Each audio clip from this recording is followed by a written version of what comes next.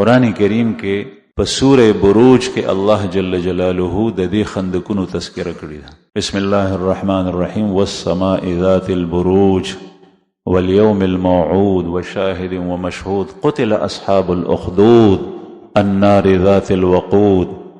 قتل اصحاب الاخدود، خندقوں والے قتل ہوئے، خندقون والا ہلاک شل تباہ شل، ذکر چې دا غي د پاره هلاکت ته ابدی په جهنم کې. النار چې پاغه کې اور بل کړو، ذات الوقود دا غي لمبي وی اوچته اوچ، اذ هم علیها قعود چې کله د خندقونو په غاړه باندې ناستو، وهم علی ما يفعلون بالمؤمنین شهود، او دای چې مسلمانانو سره او مؤمنانو سره سکول دا غي دې ته پته و چې موږ دې سره سکو. بعضی کتابونو کې راځي چې خلک ورزولو نو دغه وخت کې یو زنانه مراله، زنانه مې نارینم، هغه زنانه په لاس کې ماشوم د خوا د مور تیر ولو، نو هغه زنانه ته وی چې دین پرې دی وینا چې څنګه اور ته نږدې که ورزولې نو هغه رستو شو. هغه دا خیال چې دا دین پرې دی، دا غي په ماشوم زړه نو شو ځکه چې زم نه ماشوم را سره سوځي. کو کله کله د مور رحم مهرباني په خپل بچی باندې د خپل ځان نه زیاتې، ځان خطر کې شي لیکن بچي بچ کی. حیواناتو کې مداشته ځان خطر کې شي خپل بچي بچ کی.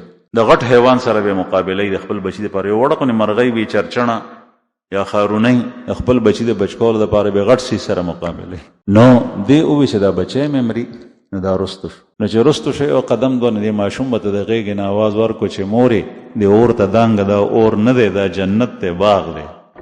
هغه ماشوم دغه وخت کې د خبرو کولو نو هغه د مور خار ولا کوم ماشومانو چې خبرې کړې دي یو شپک ماشومان دي په د مور په غېږ کې پاغې کې یو دام دی چې دا څنګه وي بس دی مور اور ته ودانګل. الله جل شانه دا غي سره سم عمل کړی دا. حدیث مبارک مونږ پرون په حدیثو په کتاب کې لستو چې کله شهید د الله په لار کې مري نو هغه د شهادت په وخت کې دومره تکلیف محسوسي لکه څنګه چې پچا باندې چونډي ولګي. بعض روایت اور کې راځي ک قرصه النمل، لکه څنګه چې میګې سوک اوچی چی د میګي چک سمره تکلیف هغه عمر شهید محسوسه. مونږ تخکاری د لاس بیل شو د مخ سره ورانه شو دا سر ټوکړې شوی دی چقېدل دی دا پیدا چل شوی دا پیدا چل شوی او د دومره تکلیف محسوسه دا الله په لار کې چې کوم نو زما عزتمند عرض مې کولو چې الله جل شانو هر یو کار الله کوي. ځکه دا الله جل شانو نه په هر څه کې سوال کول پکار دي او اسباب چې کوم الله پاک اجازت درکړي دی هغه اختیارول پکار دي. د صحت لپاره او د مصیبت نه د بچ کېدو لپاره د رزق لپاره هر څه د الله جل شانه په قبضه قدرت کې دي. مومن الله دې په صفات باندې پیژندې شي چې په دې کې د ایمانی صفات پیدا شي، نه دا چې د سوچ او نظریه او عقیده هم د هغه خلکو په شانی لکه څنګه چې د دنیا نور کافر دي. الله پاک دې موږ د بخو خبرو د عمل توفیق راکړي. واخر دعوانا الحمد لله.